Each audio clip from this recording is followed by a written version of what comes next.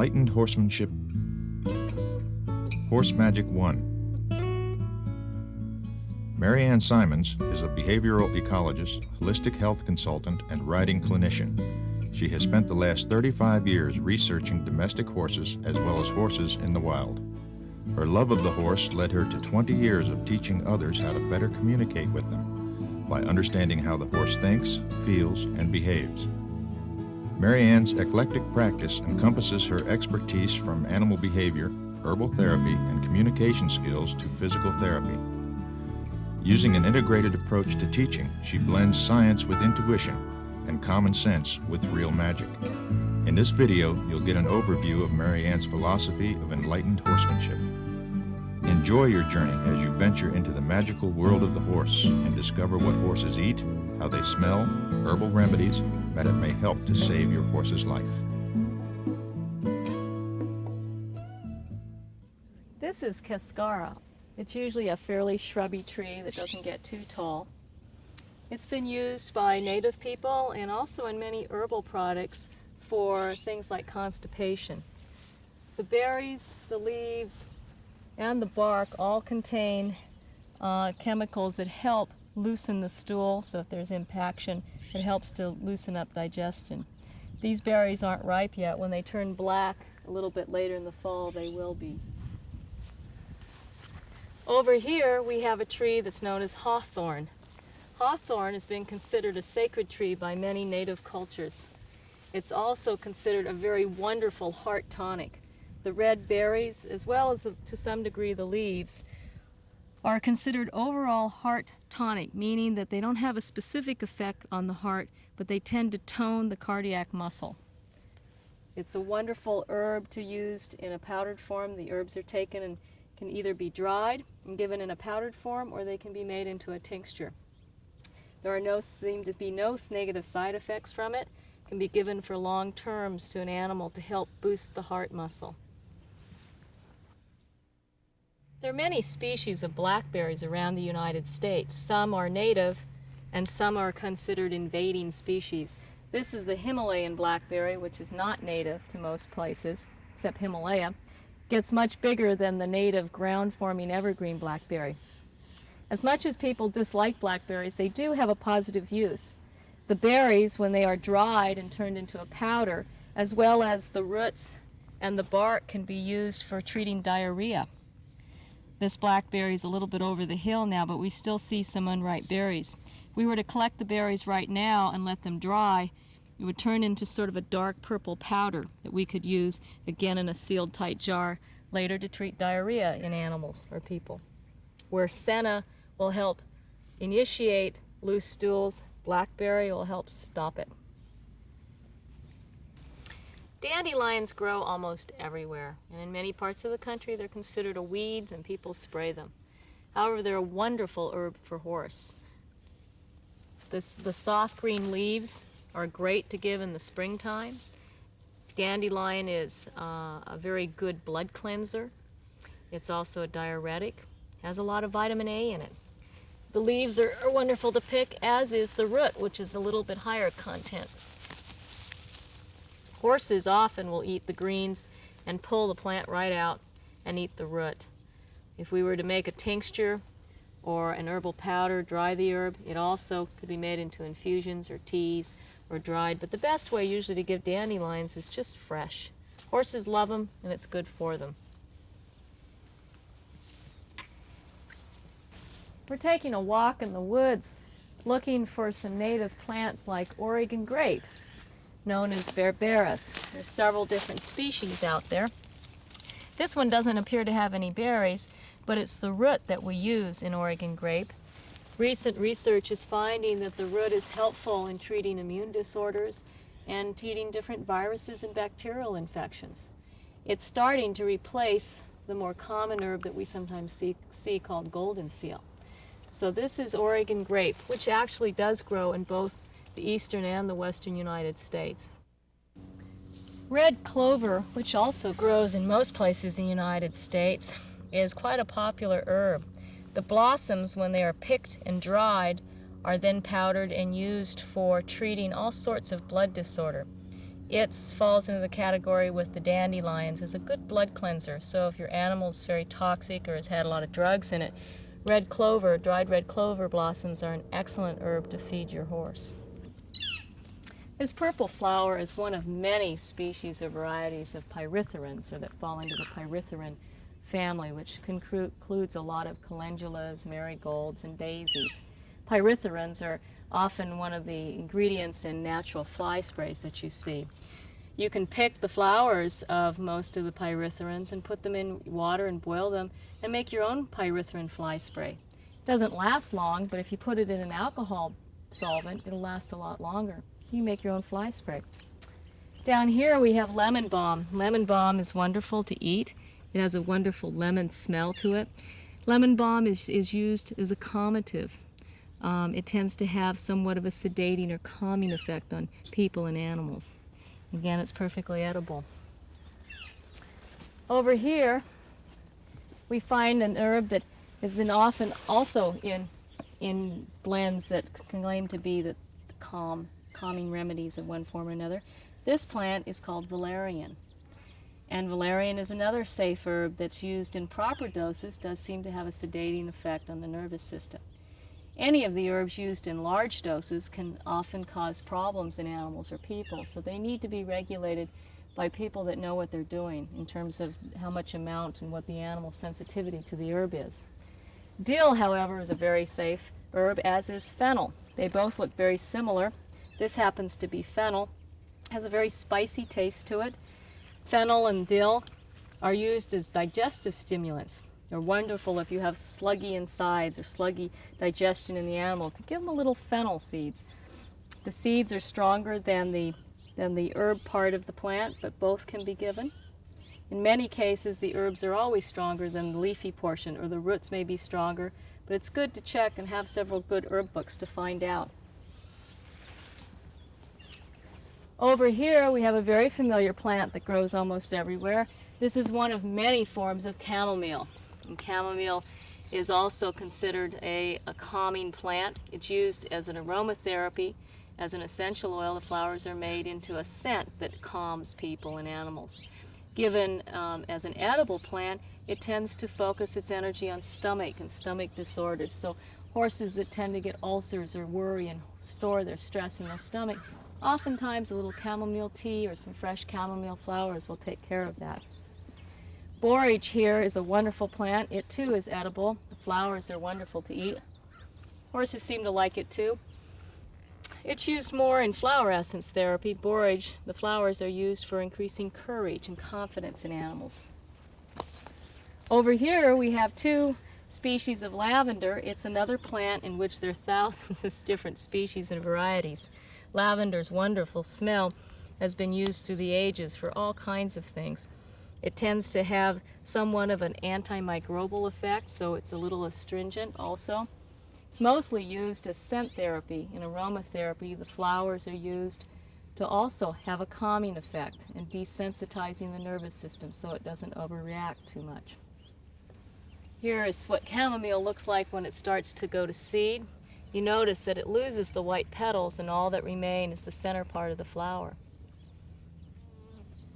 You can grow all kinds of herbs at home. You don't have to have a huge pasture, and you don't have to have acreage to grow herbs.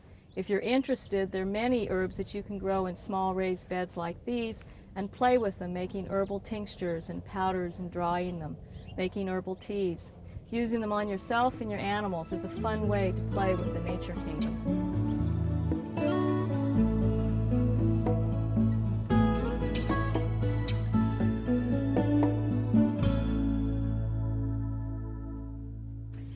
Horses have been eating herbs for thousands of years. In fact, even humans used to eat herbs all the time. We live in a world today that has made herbs a little confusing. Instead of going out in the garden and collecting them, we're more likely to see them in the health food store or even the drugstore. Some of the things we might see are in dried herbs in capsule forms, like slippery elm, myrrh, golden seal. They come in little capsules and are usually taken internally. However, things like these three make an excellent combination for wounds, where you can actually open up the capsules, empty the powder of each one, and go ahead and put it on your wrap or your patch and put it on the wound. What happens is they work with the body. When you take the patch off the next day, it creates a very nice healing salve, even though it's dry. Other things you might find are already prepared salves, like comfrey calendula creams, or just an herbal balm that could be put on directly to the animal. This is made in a beeswax base, so it's very natural. You might also find herbal tinctures and herbal remedies in an alcohol base, where the herbs have been extracted into alcohol, used as a liniment or also for wound care. Things like tea tree oil you can see as an essential oil, or also you can see it in salves. Essential oils usually are marked and say essential oil. They are the extracted part of the plant that has a sense of smell. Things like rosemary and cedar and lavender oils are used in fly sprays, which we'll make in another segment. Herbal tinctures are different. Herbal tinctures are typically alcohol extracts, although they may be made with glycerin and occasionally just water, but they don't have a very good shelf life. The solvent that's used to break up the herb chemical is very often usually water or alcohol. You see herbal tinctures in the store, they will be using an alcohol base. These are fresh herbs. You very rarely will find those in a store, except that you'll find fresh things like sage or marjoram, things that are used in cooking, or rosemary, which are also considered very healthful herbs. There was a time when horses had a choice of what they ate, but now we're responsible for helping them and assisting them in what they need, which means we need to get more understanding of the plant life and what animals need to eat. There's lots of herbal remedies and herbal preparations that you can do at home if you have a little bit of knowledge and some plants to work with. Some of the more common things that you can make are things with calendula flowers, which grow in the garden, or the mints, plantain, rosemary, chamomile, marigolds, which can be made into a fly spray, sage, very common aloe vera, which we use for wounds, comfrey leaves, marjoram, and the very familiar echinacea. If you're going to take and make some herbal preparations, you're going to need a few things. One is you're going to need either a glass pot or a glass tea kettle that you can put on the stove and not have it crack. You're going to need a measuring cup so you have some idea of what ratio you're making. It's a good idea to have a strainer or a cheesecloth that you can use to let the herbs go through, let the liquid go through. Everclear, which is a high percent alcohol, is used for extraction, but water is used for many of the herbs if you don't need to keep them a long time. You need some extra jars around the house so that you can store things, preferably an amber glass bottle because the light doesn't ruin the herbs. And if you're going to be making tinctures or oils at all, amber or blue, cobalt blue glass dropper bottles are very helpful to have so that you can get the material out. If you're making just liquid and water extracts for use that you're going to use them right away, a lot of times just having a spray bottle, a little 4-ounce spray bottle that you can put things in is helpful. Got any extra old jars around that you can use? Save them because we can make salves and things and put in them. Okay, if we're going to, one other thing. You also need a mortar and a pestle. This is a little one, but if you're going to be grinding up things like cloves or anything that's a seed, you need something to break it down. If we're going to macerate an herb, which is cutting it, you can use a blender or a food processor. A lot of times just cutting it with scissors to break out the cells is simple enough. All right, let's see what we can make. Here we've got calendula flowers that have been set in oil, an olive oil base, and we use olive oil because it doesn't spoil. If you're concerned about spoiling, you can always add a little jojoba oil or a little vitamin E oil to your oil base. Now this we've been adding calendula flowers to all summer and letting it sit in the sun. And at the end of summer, we're going to extract the oil. We're just going to press it out through here. And we're going to have our calendula oil. This is going to be able to be used later if we want to make a healing salve using beeswax and melting it on the stove and mixing it in. Or we can just leave it in a jar of its own marked calendula oil. Calendula is an excellent skin remedy, helps heal up scars, and it helps heal up any sort of wounds. Here we've got dried calendula flowers. which can also be used and given to your horse. It helps boost the immune system a bit. It's rather tasty. They like to eat it. Here we've got a plantain tincture made. This is what we were cutting up earlier with the plantain where we were macerating it. This is a tincture made from alcohol that was allowed to sit in the closet in a dark area for most of the winter time. So now it's pretty good. Herbal tinctures have a longer shelf life than dried herbs. Most dried herbs or dried roots will have a shelf life of a year, maybe 2 years. Herbal tinctures will have a shelf life of maybe 2 to 3 years. If you don't have Everclear alcohol at home, you can use less alcohol like rum or vodka. Brandy usually doesn't have enough. You'll need to go and read a little bit about herbs to learn how to make them, to find out what are the right proportions to use when you're making them, and whether you want to use a dried herb, a fresh herb, or an herbal tincture. If you're unsure about what's safe to give your horse, check with your veterinarian first, and if he or she doesn't know anything about herbs, there are many good herb books out there. Many community colleges offer good herb courses. You can become a certified herbalist in many areas of the country. And our agricultural extension services, usually located through the land-grant universities, offer expertise in many of the plants that you'll be dealing with. So the best recommendation is to know your herbs, know how to prepare them, know your horse, and know what your horse can eat.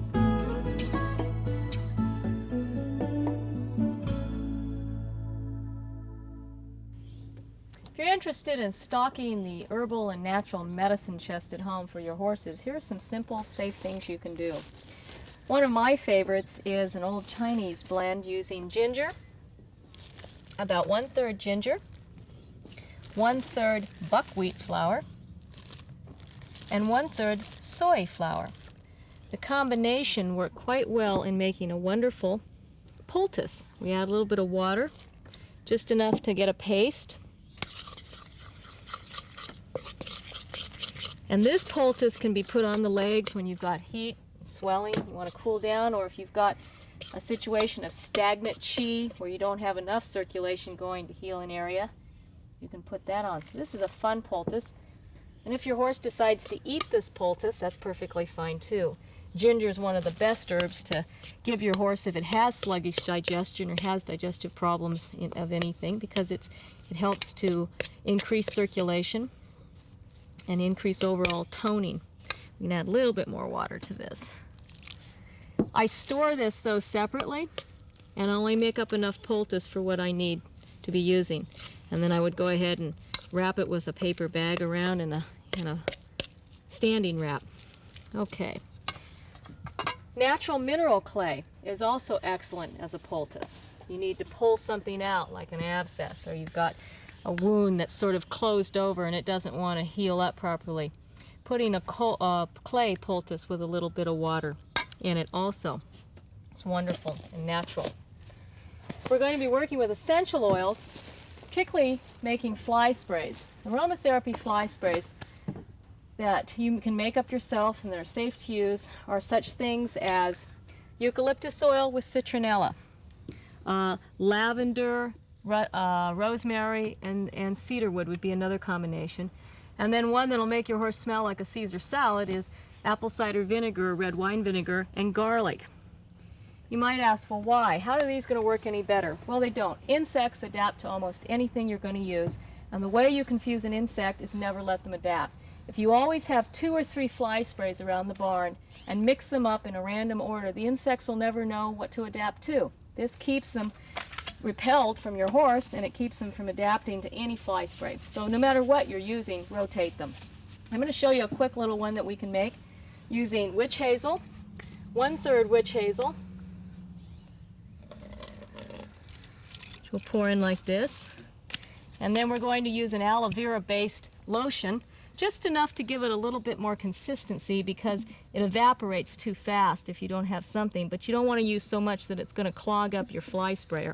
The other thing you can do is actually put about a capful of your essential oil in the lotion base and then just keep that down at the barn so that you've got lotion for their face or for the legs if you prefer to wipe on. Okay, we're going to finish making our fly spray by adding a little bit of water. And I'm just demonstrating here, I'm not doing the whole thing. I would normally do 1/3, 1/3, 1/3 and fill it up and do a much larger mix than I'm doing.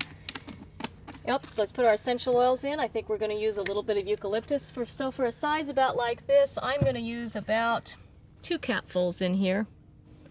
Depending on your essential oil and how strong it is, you'll use different amounts. And you have to play with it depending on the insects, whether it's flies, mosquitoes, or gnats that you're working with. But the more you play with your formulas, the more you'll get comfortable with what's going to work for you. And I'm only going to put 1 capful of citronella in this amount, since we don't have a lot in here. Then I'm going to shake it up, and I'll always keep shaking it because it will separate, and we'll have a fly spray. Now, if I were making another fly spray, I would take the vinegar and I would use another spray bottle, which I don't have to demonstrate here. I would go ahead and pour my vinegar in, and I actually keep this around the house where I'll cut up a clove of garlic and macerate it, or sometimes I'll just throw it in, and I'll let it sit in the sun, and I'll let that garlic and that vinegar really steep together. Said your horse will smell like a Caesar salad, but the flies won't like it. You can also take apple cider vinegar on horses and red wine vinegar and rub it on the legs and in the hoof wall, and some of the skin absorbs it, and that helps keep flies off the legs. And again, play with your essential oils. These are just some examples. There's many more, like geranium, that can be used. There's peppermints, citrus blends, and you need to test your horse a little bit to make sure that they don't have a sensitivity to the essential oil and you don't use too much. But this works as well as any commercial fly spray will work, and it's much safer for your horses. Some of the natural remedies you might want to stock your medicine cabinet with at home include such things as a natural clay poultice. Here's a ginger buckwheat soy poultice we made, and this is great for sore muscles or strains or swellings. If a horse gets dehydrated or has been ill for a while, replacing the bioplasm with the Schuster's cell salts, which is a homeopathic remedy, is helpful. Other homeopathic remedies that I keep in the medicine cabinet include things for cough, single dose remedies or single type remedies in a kit, which can vary, but have things like arnica, which is a great one for injury that helps with inflammation and soreness, and things like aconitum, which is wonderful if your horse starts to get a little sick or is starting to not feel good. Aconitum is what you would give right away. Homeopathic remedies are vibrational remedies. We're not quite sure why they work, but they do seem to have an effect on the body to instill a form of healing. Other things I keep which are wonderful and helpful, so if your horse is going into shock, things like the 5-flower formula or rescue remedy, the natural vibration healing blend, which is a broader spectrum which helps to stimulate healing in the animal and preventing shock. I'll also stock with some herbal tinctures if I don't have fresh herbs around all year, such things as cat's claw or echinacea, which I'll use sometimes just a dropper full with the horses, which stimulates the immune system, so it's good during cold season when rhino and things are going around. A homeopathic formula for joint stiffness and for arthritis, which can be rubbed in, put under the wraps, or just put on as a triflora. You can make your own with your own homeopathic remedies, or you can buy a lot of the store-bought ones. If I don't have fresh herbs, again, I'll use what's available, and oftentimes you can go to the drugstore or the health food store and find your herbs available. Things like white willow bark. If I haven't gathered enough during the year, I'll use capsules. Giving a horse pretty much a little bit more than a human dose, sometimes 4 or 5 capsules twice a day is plenty. Each horse has its own sensitivity, and just because an animal's bigger doesn't mean that it needs more. You have to judge how much you give your horse on how strong the herb is, how reactive they are to it, and how sensitive the horse is. And so you may have a big horse that's very sensitive to even a fly bite that only maybe needs 2 capsules a day instead of 6 capsules. And you may have a horse that's not sensitive at all that may respond better with a little more. So you want to find out how much to give and what's safe to give. Another thing is the herbal salves that I keep down. You can buy commercial ones like tea tree oil and things that help, but calendula and comfrey you can buy over the counter, or you can make your own. Ginger is something I always keep at the barn, both for colic and digestive disorders. I usually give a horse a teaspoon of ginger a couple times a week. It's a good idea to give your horse a whole lot of different kinds of herbs to get them familiar, to keep their systems moving. Sometimes more is not always better. Sometimes a little bit's all you need. If you show a lot and your horses are on the road, a wonderful thing to do is always put a capful or a tablespoon of apple cider vinegar in their water. When they taste it at home, They get used to it. Then when you go to the shows, they're likely to continue drinking because it tastes like home. The apple cider vinegar will help cover up any of the chlorine taste that you might find. So when you're at home, you can stock your medicine cabinet with all the standard things, but you can also add a variety of herbal, homeopathic, and flower essence remedies that will often help solve the problem before it gets too difficult and before the vet gets there. Ever wonder why your horse eats wood? Well, there's a lot of hypotheses out there, one of which is because they like wood. Perhaps they even need wood. One thing you can do with your old Christmas trees, which was last year's, is recycle them with your horses. Horses are herbivores, but they eat a lot of wood in their diet as a natural wild horse. Trees such as Doug fir and pine trees are usually perfectly fine for your horse to eat. The only thing you need to be careful of is that they don't eat a whole lot all at once if they're not used to it. Splinters are another consideration, so going with a soft wood, such as an old log that you'd cut from an old tree that's soft and moist, is also good for horses. They'll spend hours chewing down a log, creating horse artwork. And when it gets tough and dry, then they usually stop chewing on it. If your horse continues to eat wood, even though you provide a good soft wood for it, then you might look at its nutritional deficiencies. And of course, always make sure that your horse has free choice supplements and is getting adequate nutrients. Boredom is another reason why horses eat wood, but if you provide adequate exercise and play for your horse, then they're probably eating wood because they need it. Horses tend to eat more wood in the wintertime when it's wet and soft, and also maybe because wood creates a lot of heat to digest it.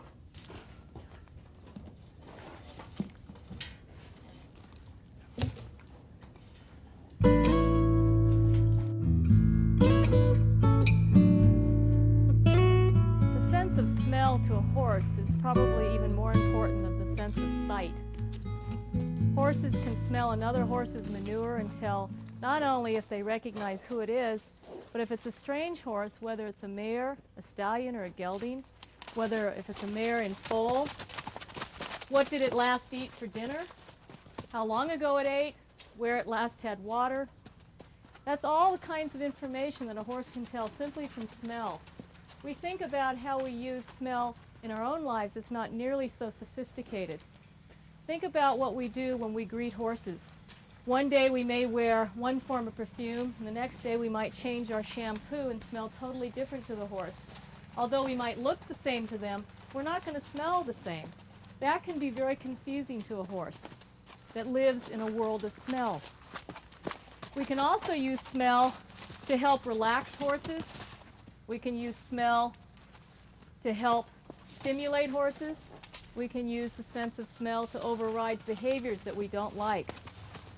Smell can also be used to help in training your horse, since the front part of the brain in a horse is taken up with a lot of sensory input. The nose, sense of smell, sense of taste, and eyes. You can use the sense of smell in a horse to override behaviors. For instance, if you have a horse that's very aggressive, one of the fastest ways to override the thought process is to use something like water with apple cider vinegar in it, which I have in this. And it's so strong that usually horses that aren't used to the taste will make a phlegm response like that, trying to get a better smell to process in their brain. Have I tasted this before? Have I smelled this before? Do I remember this? And this is how a horse tries to get it.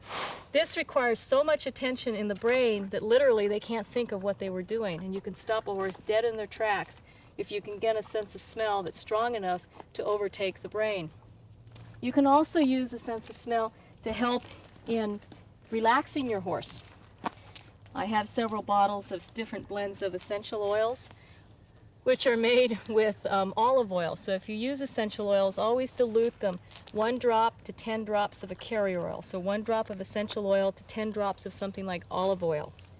What you can do is put that on the horse's noseband. You can rub it on the halter noseband. If that's not strong enough to get the desired reaction or to have the horse interested, you can also safely, with most oils, put it on the nose.